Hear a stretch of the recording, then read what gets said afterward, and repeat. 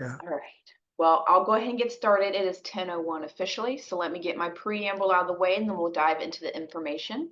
So I, of course, am Jenny Stang with Alabama Lifespan Respite. I'm the Caregiver Outreach Specialist, and I appreciate you all taking time to join me this Monday morning and learn a little bit about strokes. And so let's see here. Let me get my notes set up here so I'm not lost. All right, so we're going to go over this information. This won't be a super long training. I think the last time I did it, it only took me about 30 minutes to get through the whole thing.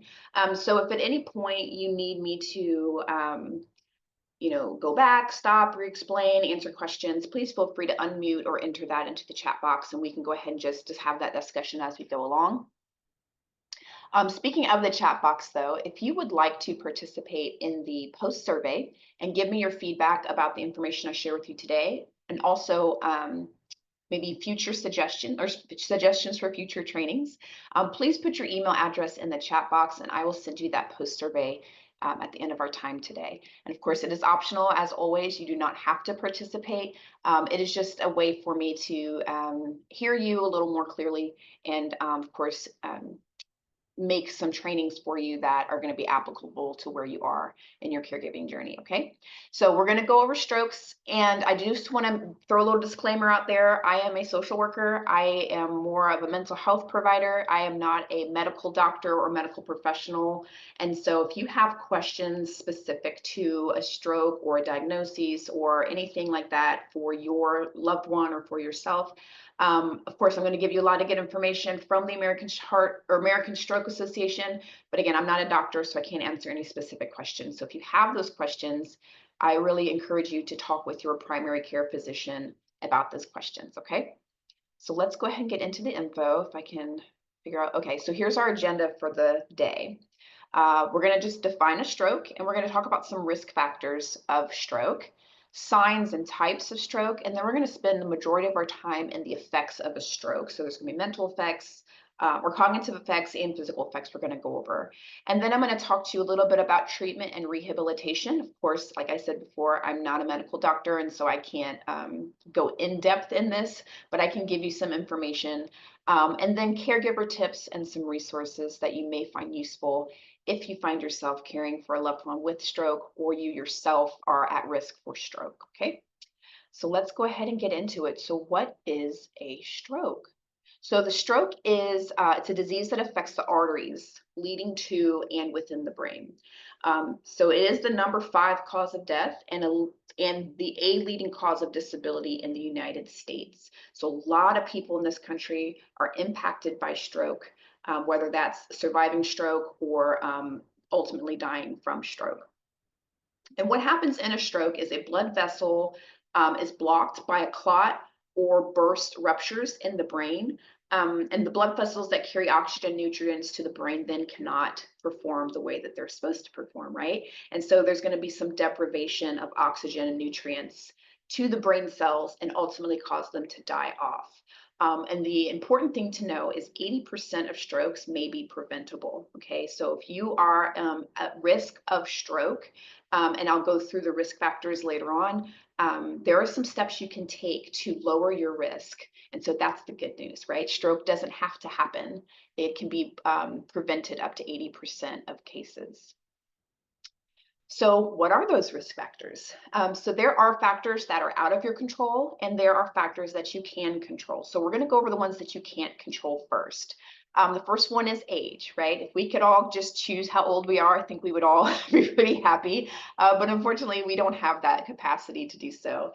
So the likelihood of having stroke does increase as you age. It is more common among the elderly, but many people under 65 will also have stroke. Even babies and children can have stroke. So depending on, maybe genetic factors or different diagnoses that can cause stroke. And of course, you cannot control how old you are, right? Another thing you can't control is your family history. So if you have a parent or grandparent, sister, brother, anybody in your immediate family that has had a stroke, especially if they've had that stroke before the age of 65, you may be at greater risk for that, okay? And sometimes strokes are caused by genetic disorders, right? So it's not always about external factors that can increase your risk. And of course, you can't control those either, right? You can't choose your family, you can't choose your family history. Next, your race. So if you are African American or Black in the United States, you have a much higher risk of death from a stroke than your white counterparts. And the theory goes that barriers, societal barriers created and systems that have harmed Black Americans for decades, that increases the risk of high blood pressure, diabetes, and obesity. Okay. So it's not a genetic component, it is a cultural, societal component. Okay. And this is also true for some people who are Hispanic. Limited availability of Spanish speaking practitioners or Spanish language health information that may hinder efforts to prevent stroke, right? We know education across the board is a great way to prevent poor health. And if you are not able to get that information in your language you understand, then you're not going to be able to take those steps for that prevention. Okay. Next one, biological sex. So if you are female, you tend to have more strokes than your male counterparts. And strokes will kill you more frequently than they will kill your male counterparts. Females do tend to live longer than males and are older when they have stroke. But several factors may increase the stroke risk for biological females. And some of those are pregnancy, history of preeclampsia or eclampsia, a family history or a history of yourself of gestational diabetes, taking oral contraceptives. So if you're taking birth control pills, especially if you're smoking while you're taking birth control pills, that's going to increase your risk of stroke due to potential increase for clots and the narrowing of those blood vessels. Okay. Also, if you're postmenopausal and you're doing hormone therapy, that can increase your risk for stroke, right? Or even just changes in hormonal status. That can also increase your risk for stroke, okay? And some stroke factors that may be stronger or occur more often in females is migraine with aura. So if you have migraines, you probably know exactly what I'm talking about. If you don't, migraine with aura is just kind of, I think it's like a spatial, or sorry, a visual effects, okay, of having a migraine. Atrial fibrillation, diabetes, hypertension, depression, and psychosocial stress. So that's just the stress of your, your mental stress, right? The mental load that you bear. And so, of course, females are higher risk for that. And also, another risk factor that you cannot control is having a prior stroke or a heart attack. Okay, so if you've already had a stroke or if you already had a heart attack, that can increase your risk for stroke. So what about some factors that you can control? So this is the good news, right? There's a lot of people who have stroke that can be completely preventable based off of your lifestyle choices, okay? So the first one that you can control is your high blood pressure, right? So nearly half of American adults have high blood pressure or hypertension. That's a lot, right? And high blood pressure is a leading cause of stroke and the most significant controllable risk factor. So if you have a doctor that tells you you have high blood pressure, you need to take this medication, or you need to modify your diet or some combination, right? Please, please, please, I'm begging you with all the power I have, take that seriously, right? If you can avoid an early grave or something that could potentially disable you in the future, please do it. Okay, so take those medications if they're prescribed to you. Manage your nutrition, lower your blood pressure. Okay. Next, smoking. So I think we've all been hearing for decades the risk factors of smoking across the board, right? But specifically for stroke or heart disease, right? Smoking will exponentially increase the risk, okay? So nicotine and carbon monoxide in cigarette smoke damages your heart, okay? It just wrecks it. And it also wrecks your blood vessels, and that makes you more susceptible to a stroke, okay? Remember, a stroke is caused by a clot or rupture of a vessel that takes nutrients and oxygen to your brain, okay? So if you smoke, you're damaging that pathway to get what you need so that your brain cells can stay healthy and vibrant as long as possible. So yes, smoking is addictive and it's incredibly difficult to stop. I can attest to that. I used to smoke way back in the day, but it is possible, okay? And the benefits always outweigh the cost, right? And according to a nationwide analysis of people who have survived a stroke in the US, 58.8% of them had a history of smoking. Okay, so that's more than half of people had a stroke and they were smokers. Okay, and you have to wonder, if they weren't smoking, how much lower would our overall number of stroke be in the United States? Next, diabetes. So yes, you cannot control if you have diabetes type 1, right? That's usually not based off of or due to any environmental factors, okay? But type 2 diabetes is something you can avoid, or at least manage, right, through diet and exercise and things like that. So if you have type 1 or type 2 diabetes, it's really important to control your blood sugar. Diabetes mellitus is an independent risk factor for stroke. So many people with diabetes are also overweight, and they have high blood pressure, okay, and that high cholesterol as well, and that all increases your risk, okay. So while diabetes is treatable, the presence of disease is still an increase for your risk of stroke. So say you have type 1 or type 2 diabetes, your blood sugar is being maintained well, you're on point with your diet and your exercise and taking your insulin or what have you. Even if it's under control, you're still not in the clear. You still have an increased risk for stroke, okay?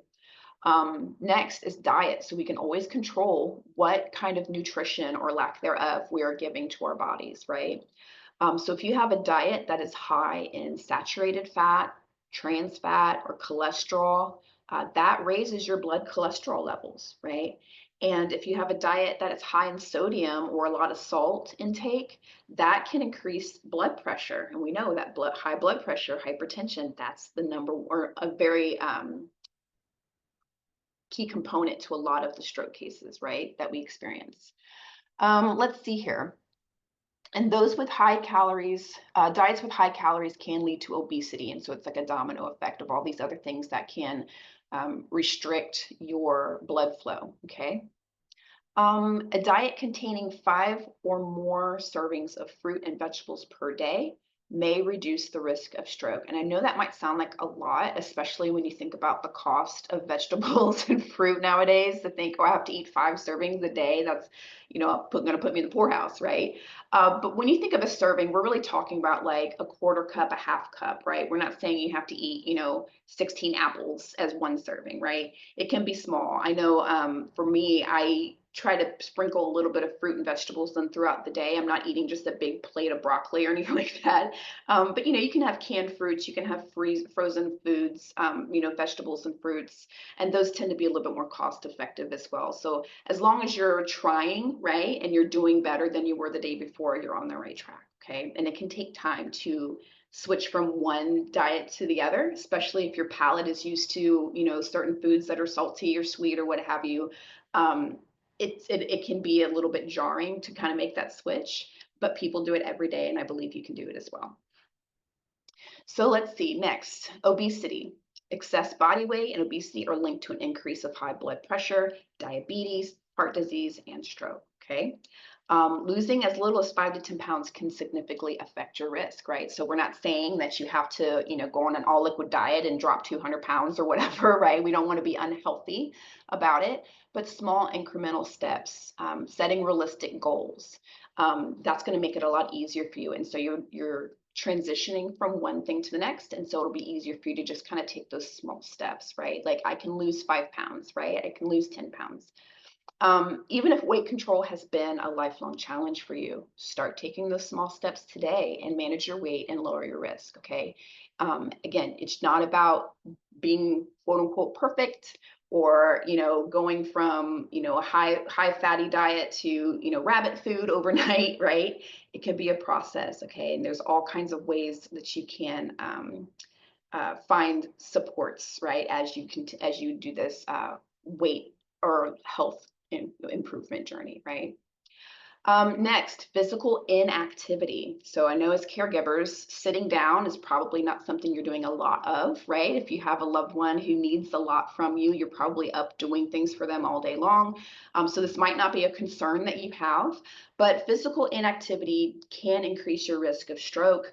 your increase of heart disease, and obesity, high blood pressure, high cholesterol, and diabetes. So the goal is do something that raises or elevates your heart rate every day for at least, I think it's like 10 to 30 minutes is the recommendation.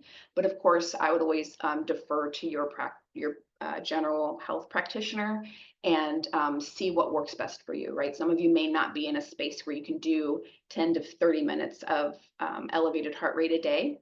Some of you can, right? But it's always good to double check before you start trying to run a marathon, right? You don't want to hurt yourself.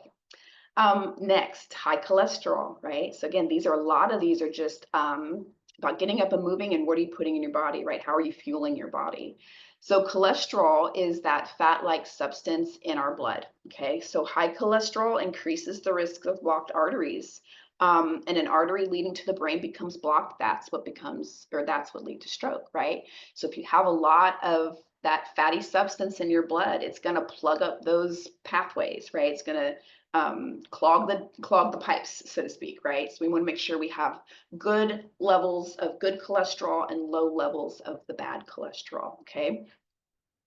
And then finally, sleep apnea. So more than half of the people who have had stroke also have sleep apnea. So there's definitely a correlation there. So if you are not managing your sleep apnea well, I again would highly encourage you to talk with your doctor about how you can do that, because all these risk factors are controllable, and these are all the number one or the leading causes of stroke. Okay, so all the things we talked about before, you can't control those, but these things you can control. Okay, so I would very, very highly recommend that you take steps even today, if this is where you are, if you have these risk factors, to work towards a healthier you. Okay.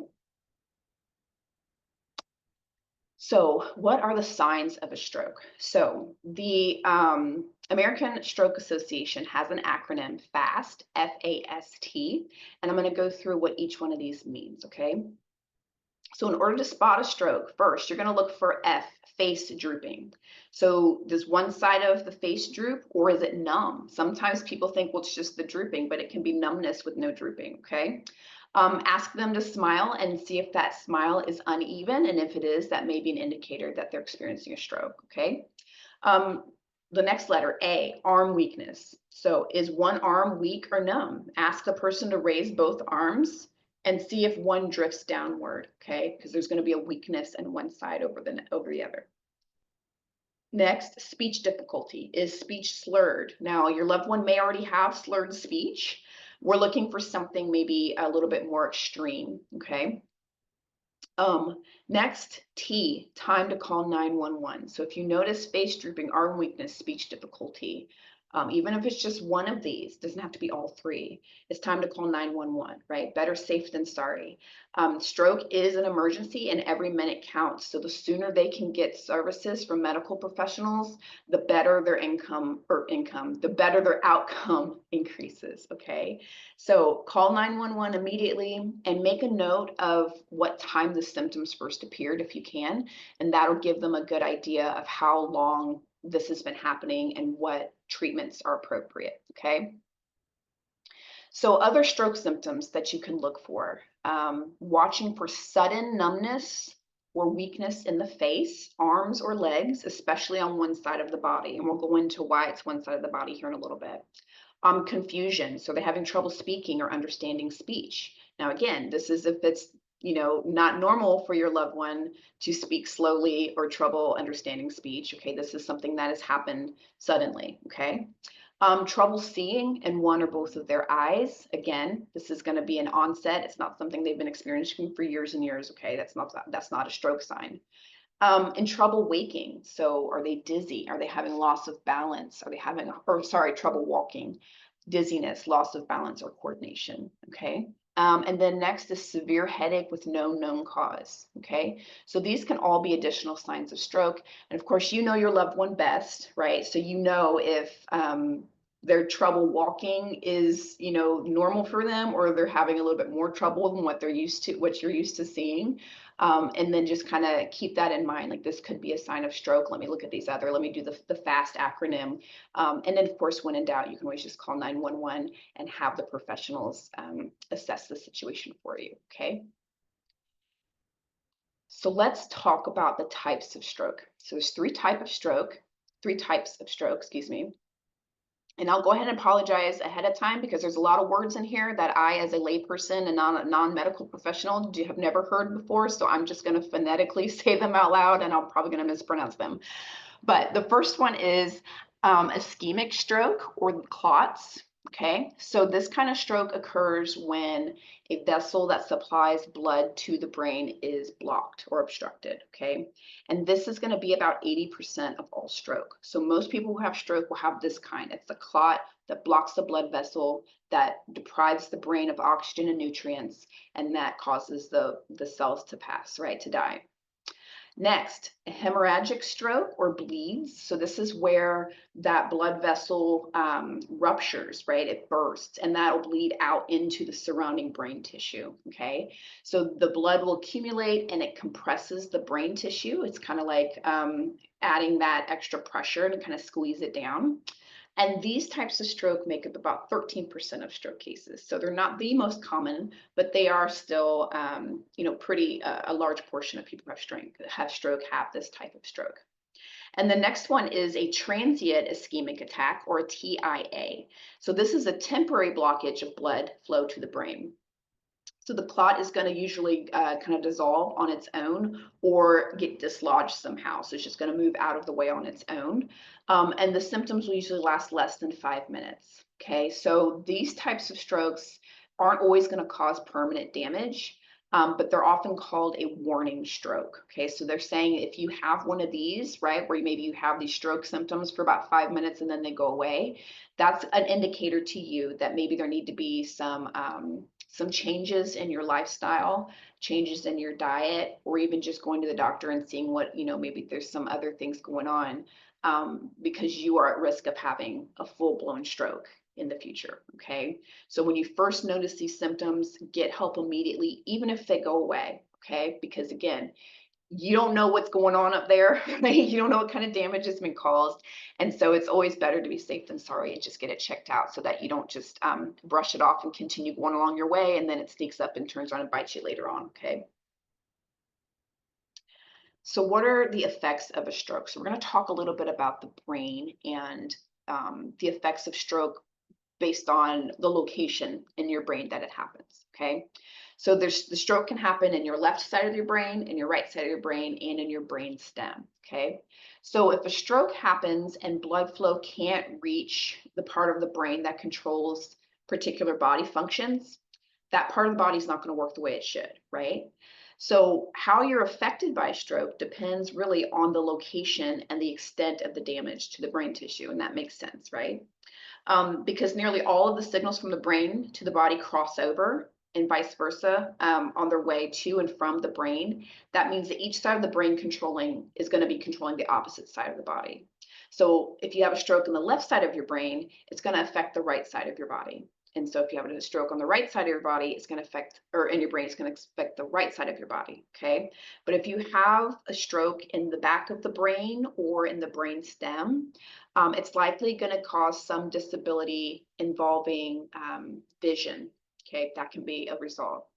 So what does it look like on the left side of the brain? So if you have a stroke on the left side of the brain, it's going to affect the right side, and it's going to look a lot, or these aren't all the ways it's going to manifest, but these are some common ways. Okay, so the right side of your body could become paralyzed, either completely or partially, okay, depending on the damage and the extent of that. Sensory changes in the right side of the body, right? Maybe they're not feeling things the way they used to feel, or maybe they've got like phantom feelings, right? Speech or language problems, right? They're having a hard time using their words, and communicating with you can be very difficult. It can change their abstract thinking, and it can change memory and just having problems with thinking in general, okay? And this can also cause a slow or cautious behavioral style. So somebody who has a stroke in the left brain is going to slow down significantly. Okay. Next, the right brain. So if the stroke occurs in the right side of the brain, the left side of the body is again paralysis of the left side of the body, sensory changes in the left side of the body, vision problems. Um, it's going to change the spatial thinking or imagery. And so spatial thinking is kind of like just kind of like your awareness of where you are on the planet and where objects are on the planet, right? So that can affect that. Problems with thinking and memory, but you'll have, instead of the slow, cautious behavioral style, you'll see that quick, inquisitive behavioral style. Okay, they're asking a lot of questions, things like that. Got another guest coming in. Good. And then finally, if it occurs in the brainstem, so when this happens in the brainstem, it can affect both sides of the body, okay? And the most severe damage, if you have a stroke in the brainstem, is a condition called locked in or locked in state. And that is where your loved one or you, if you have this, you are still aware, you're still conscious of what's going on, but you really aren't going to be able to move or talk because that paralysis of the muscles is going to really be intense, okay?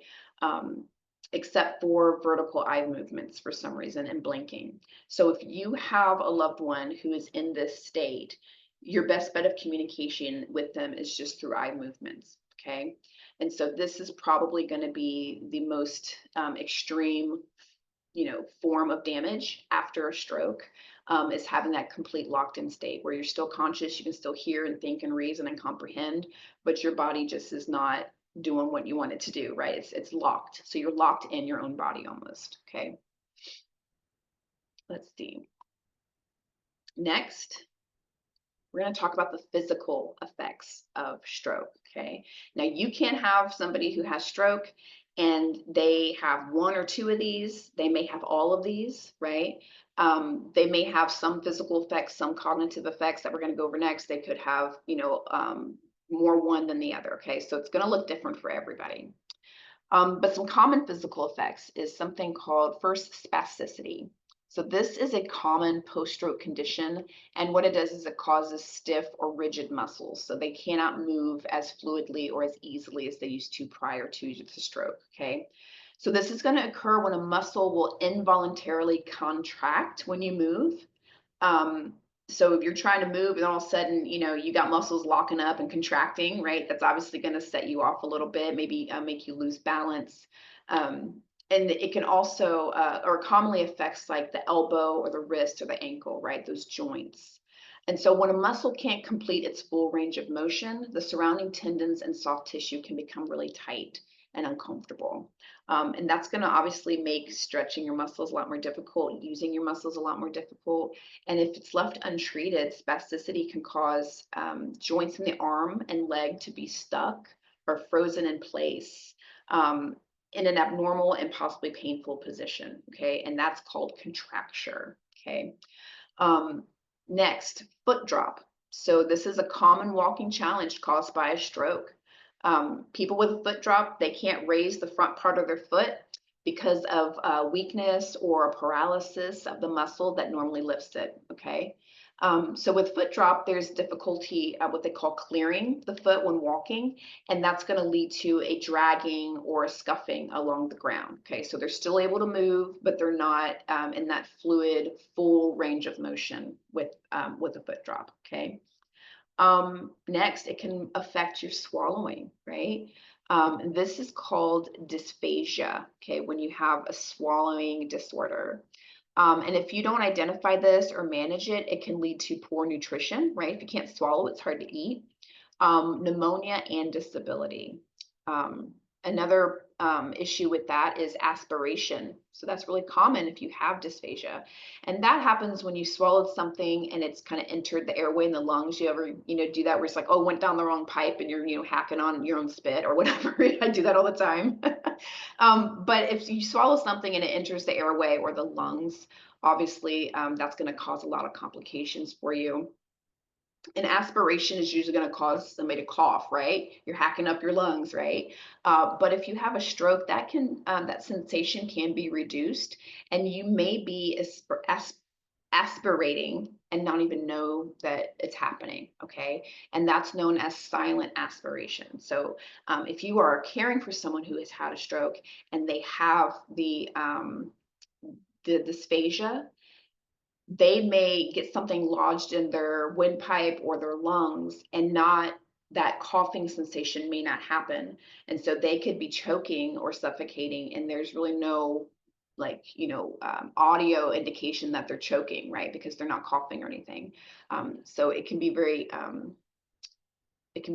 scary and challenging for the caregiver.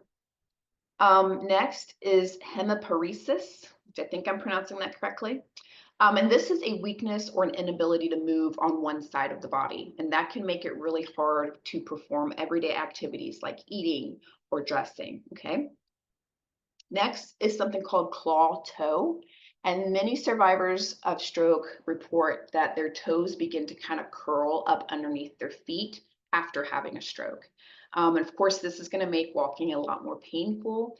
And the muscles in the foot actually like over contract due to that neurological abnormality, right? So there's signals in the brain that aren't getting to where they need to go. And so the muscles in your foot are just contracting more than they normally do, or more than they should, based off of your movement, okay? And of course, this can be kind of painful, right? As you can imagine, not only just walking, but just in general. But because the toe muscles are typically not very strong, contracting muscles will overpower the muscles in the toe, and that's going to tighten the tendons, and that can cause a lot of joints in the smaller toes to kind of buckle or curl in a unnatural kind of way. Next, fine motor skills. So fine motor skills, that's how we use our hands and coordinate the small muscles that control our fingers, right? So sewing on a button, or maybe doing like a puzzle, or those kind of like things that where you have to use like intricate movements. That's what our fine motor skills are. And so those skills, along with other arm functions like reaching, grasping, they can all be affected by stroke. And so the stroke severity will determine the level of weakness that you may experience, okay? Next, the stroke may affect upper body extremity functions like motor control. So that is our perception of our body in space, known as proprioception. A decreased sensation, shoulder weakness, weakness in the wrist and hand. Okay, so all those small movements, all those like everyday movements that we do with our arms and our fingers and things like that, it can be affected by stroke if the damage is severe enough. And then next, incontinence. So after a stroke, someone may develop incontinence, and that's just where they can't control the functioning of the bladder or the bowels like they used to. And that's happening because muscles that control the urine and stool are weakened. So if you can kind of notice here, stroke really kind of affects the functioning of our muscles, from the big ones to the little ones, right? So unconscious leaking is the most common symptom, right? But you may have other types of bladder and bowel control problems depending on the severity of the stroke and the damage that it caused. And then finally, physical effects that we're going to go over today is balance. So I'm sure this is kind of like a no-brainer going through all the stuff we just went through. But weakness can affect coordination of muscles that we need to walk safely, okay? So changes in thinking or the cognition can also affect judgment and lead to unsafe decisions, like ignoring a recommendation maybe by your doctor to use a walker or a cane. And if, of course, if your loved one doesn't do those things and they fall over and they get hurt, that could lead to hospitalization, maybe long-term care facilities, all that stuff. So just be mindful of that, that even if they've been told to use their walker and their cane, they may have changes in their cognition that affects their judgment, and they may think, well, I don't need those things, when they really do, okay? So we're going to move into some other effects, okay? So after a stroke, a lot of our effects are going to be physical, right? But there's also some non-physical or mental effects, emotional effects of stroke, and we're going to go over just some of those. So one is communication disorders. So like aphasia, apraxia of speech, and oral apraxia may occur. And so these can be kind of hard to distinguish which is which because they can all happen at the same time. So I'm going to try and quickly define them for you. So aphasia is a difficulty of using or understanding words. Okay, so of course this can cause problems with understanding what somebody's saying, finding the right words to say, reading and writing. Okay, so that's aphasia. Apraxia of speech is also known as verbal apraxia. And this is where you'll have difficulty initiating and performing the movements needed for speech. So you know what you want to say, you know what words you want to use. You're not having a hard time finding those words. You're just having a problem saying those words because your tongue and your mouth and your lips are not in a space where they can coordinate like they used to. And if you think about it, like language in and of itself, like learning to speak and learning all those fine muscle movements and stuff, that's a long journey we go on as children to learn how to speak. It's a very complex process. And so when you have damage from a stroke, it can really limit the proficiency of your speech, right? So that's what apraxia of speech is. Let's see here. So yeah, it leads to problems in pronouncing sounds and maintaining the right rhythm and speed of speech, okay? So you may have somebody who talks a little slower, right? Or they elongate their words where maybe they didn't before, right? You can see they're having to be very, very intentional and mindful about saying those words and forming those words. Next, spatial neglect. So when this is when after a stroke, you lose awareness of things to the one side of your body, okay? So spatial neglect is also called spatial inattention problem. And after a stroke, it may be harder to detect than other changes. So one side neglect is more common with right brain stroke, and that means that the neglect will be on your left side, okay? So signs of spatial neglect, these are gonna be trouble judging distance, such as missing a table when you put down a glass or the size of an object, right? So if you've got spatial neglect on your right side and you go to put a glass down, you might not realize how far away the table is, or you might not even notice, right, the size of the glass, and so it just crashes on the ground, right? Trouble understanding position and space and rate of movement can also be challenging. So if you think about walking, running, even navigating a home you've lived in for 20, 30 years, it can be difficult to do that. Misplaced things or missed things that are placed on your affected side. Overlook people or bump into things without realizing that they're there. Forgetting to put one arm into a shirt sleeve or dress one side of the body, right? You just forgot the other side is even there, right? Maybe you only eat food on one side of your plate, right? So you leave the whole other side completely untouched. Or maybe you read one side of a book or one page, right? Having trouble finding a way around because you may only notice doors or buildings or streets on one side of your body. And you can only process sound coming from one side. So these are some symptoms of spatial neglect. Let's see. It looks like my notes are mixed up here. I'm sorry. Okay, so then of course there is potential for memory loss. And again, if your loved one has a diagnosis that causes memory loss already and they have a stroke, this one may be difficult for you to notice or pick up on. And same with concentration problems. So if your loved one has dementia or cognitive capacities may be diminished, you may not pick up on something like a concentration problem. But again, you know your loved one best, and so you can tell if there's a shift one way or the other, right? If it's getting worse, it might be because of a stroke that they had, okay? Next, we're going to talk about, of course, vascular dementia. So vascular dementia is a very common form of dementia. It's not as common as Alzheimer's, but it's still a very common one. And this happens, it starts in the heart, right? Creates a blockage, goes into the brain, blocks those parts of the brain, the cells start to die off and cause dementia. And so that, of course, is an effect of stroke. Okay, so if you've had a stroke, vascular dementia risk increases. Next, we're going to talk about PBA or pseudobulbar effect. So those with PBA have uncontrollable or involuntary bouts of crying, laughter, or anger, okay? So these are uncontrollable effects and they can occur without any emotional trigger. So they'll just start crying with no precipitating event, right? They'll start laughing and there's no joke that's been told, okay? And the outburst may be out of proportion, okay? So an example would be something slightly sad causes exaggerated weeping, okay? On the other side, sad or somber occasions might spur inappropriate laughter, okay?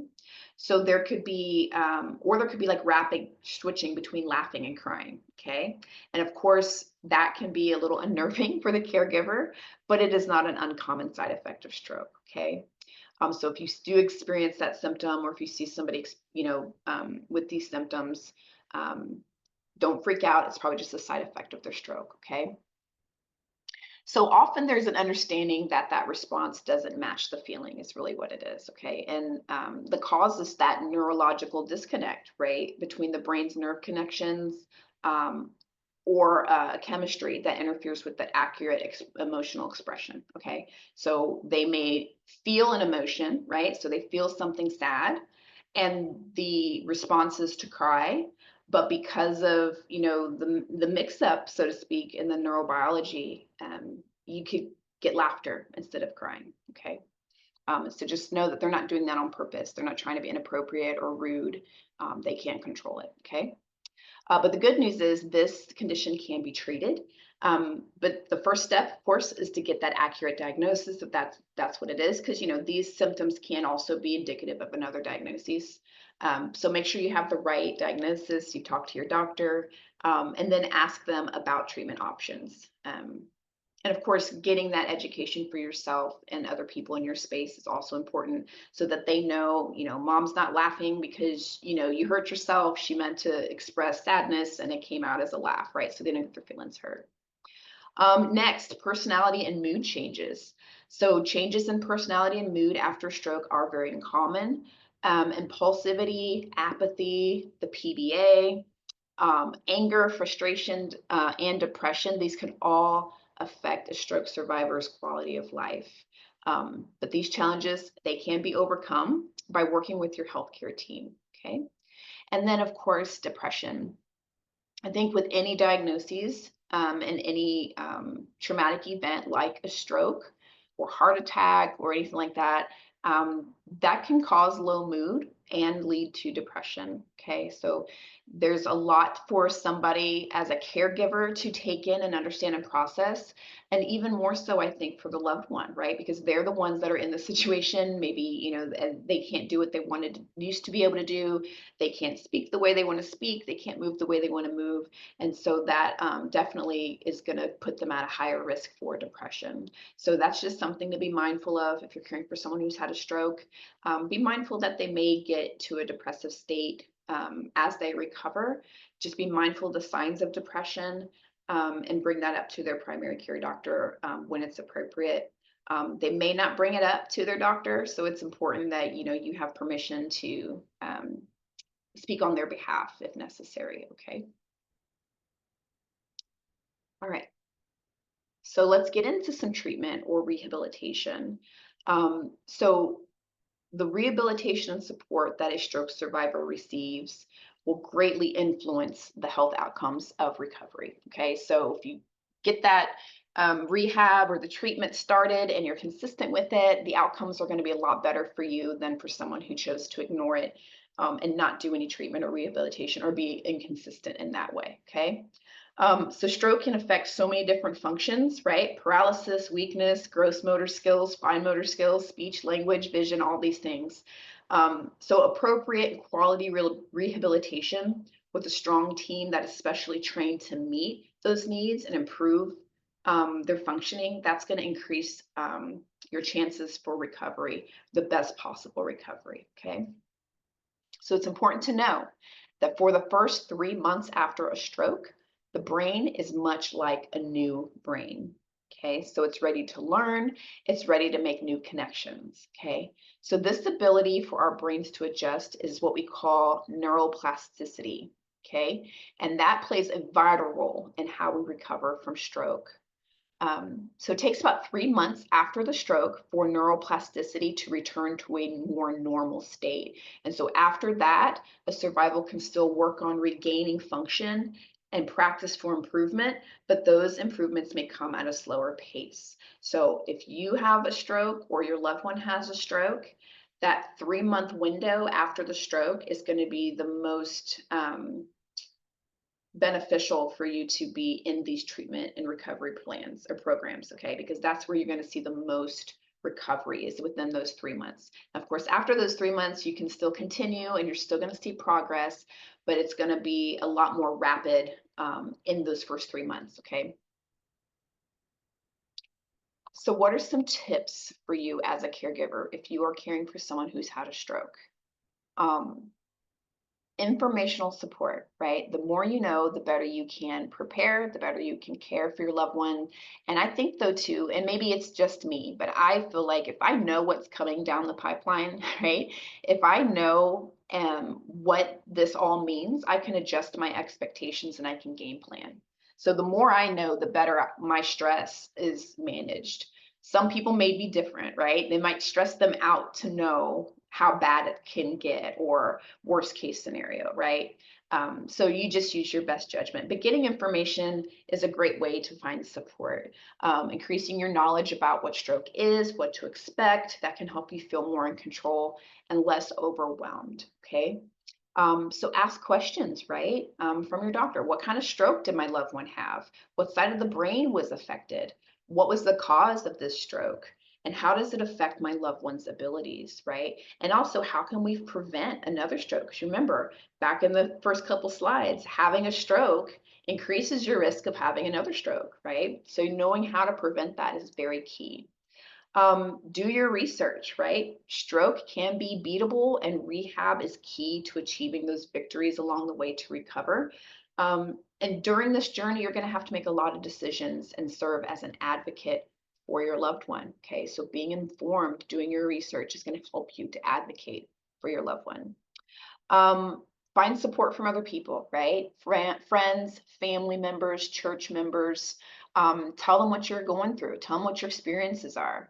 Um, See if they can share some time with you. Even just, phone calls or emails or visits can go a long way to help you feel supported, rejuvenated, right? And of course, respite is a part of that as well. Um, and taking time for yourself, right? Remember, caring for yourself is caring for your loved one, right? So yes, it's an overwhelming job, especially during those first 3 months while they recover. And so you might feel like you can't take those breaks because it's such an intense treatment plan you're under. But the treatment plan should include self-care for you, taking those breaks, having that time away so that you can recharge. That's going to help that recovery process for both of you go a lot more smoothly. All right, and finally, some resources. So if you want to write these down, you're more than welcome to do so. If you want to catch them on the recording, you can do that as well. Or if you just really want, you know, want me to just copy and paste these into an email for you, I'm more than happy to do that also as well. So just let me know. So the first one is called the Stroke Family Warm Line. And so they call it a warm line instead of a hotline because a hotline typically deals with crisis. A warm line is not necessarily crisis, right? It's just, it's still that support, but it's not, urgent. Somebody's going to die if I don't get this support right now, right? Like a suicide crisis hotline, okay? So the warm line will connect stroke survivors, their families, their caregivers with a team member from the American Stroke Association, and they can provide you with support and helpful information or just a listening ear. Okay, so these are people who are trained, they're well versed in all things stroke, and so they can help give you some clarity, give you some tips, or even just give you that validation and let you know that you're not alone. Okay. Um, Next, there's a support group, stroke support group finder, and this is how, and then the support networks. Those are all websites through the American Stroke Association that you can go to and find support groups, find other people in your same boat, right? And you can benefit from their wisdom, share stories, share your own experiences, maybe share your own wisdom, right? Maybe you've been through this, but you're ready to help somebody else along the path. And this can just really be a place for you to explore how to make things smoother and easier to manage, right? We learn best when we learn together. And so these are some great resources to get that going, and find some companionship or some camaraderie for stroke and stroke survivors.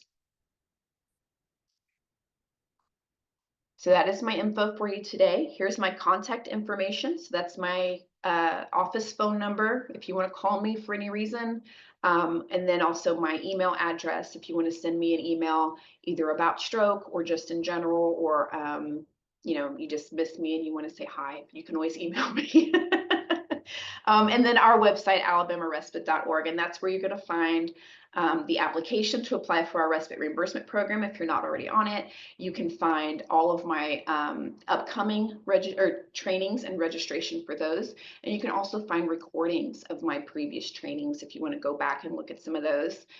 You can also find a database for free or low-cost respite opportunities listed by county in our database. So if you're looking for someone to give you that break, there may be some organizations or some opportunities on that database that are suitable and work for you.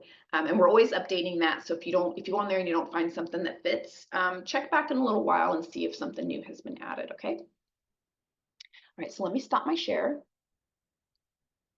And if you'd like, we can have a little chit chat about the information or just in general. It looks like we got a question already. Are the physical effects after a stroke or a sign a stroke is imminent? So the first one of the signs of a stroke, that they're having a stroke, was that FAST acronym, the FAST.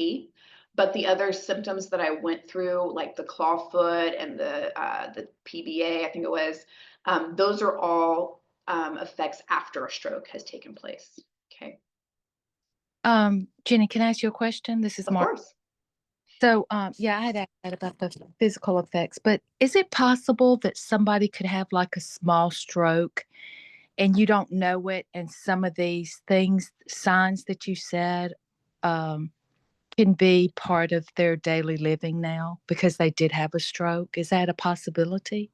Absolutely. Yes. In fact, I'll tell you a personal story. My husband's grandmother, she had dementia for quite a few years before she passed.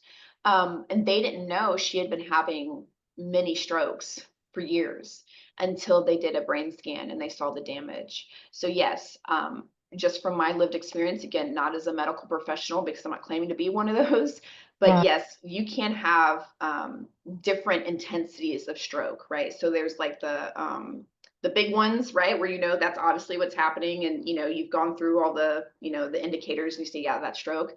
But there can be stroke that take place and you have no idea it's happening. So yeah, Thank you. you're welcome. All right. Well, we're creeping up on our end time to get today, but for just to blanket it in case people haven't heard about it, we are now offering free mental health services for caregivers and their loved ones. So if you or your loved one is interested in participating in that, please let me know. Again, you can send me an email or you can go on our website. I believe we got something on, or if not, there's a way to register or fill out the referral form coming in our newsletter in a couple days. So if you're interested in that, please let me know and I can get you started. And again, it's free. And if you just want to kind of just see, nothing's a commitment, right? So if you just fill out that referral form, our therapist will reach out to you and discuss and answer any questions. So it's not a commitment just to reach out and get that information. So I encourage you to do so if you feel so inclined. And then, of course, I'm also available for care chats if you just need somebody to chit chat with, if you need somebody to vent to, I am here for that as well. So if there's no other questions or comments, I'll go ahead and close for the day. And I hopefully will see you all next week, right? Yes. All right. Bye, everyone.